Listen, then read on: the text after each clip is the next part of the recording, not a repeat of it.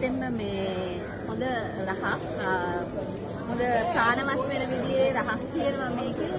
අපි සාමාන්‍යයෙන් බොන කේකට හොඳ ෆ්ලේවර් එකක් එකතු වෙලා තියෙනවා.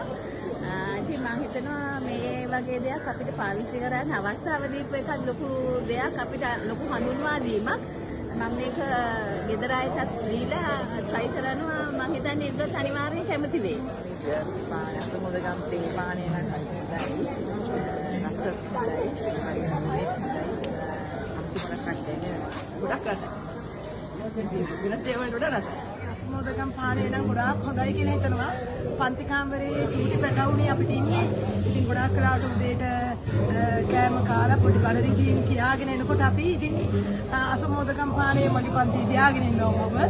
ඒක ඉතින් ගොඩාක් වටිනවා මට. ඉතින් දරුවෝ හරි ඒ බඩරි දෙනවා කියන සැනින්ම ඒක මට පාඩම පටන් ගන්න පුළුවන් වෙනවා හොඳ වෙලා වගේ. එකක් දරුවෝ කියනවා ඉතින්.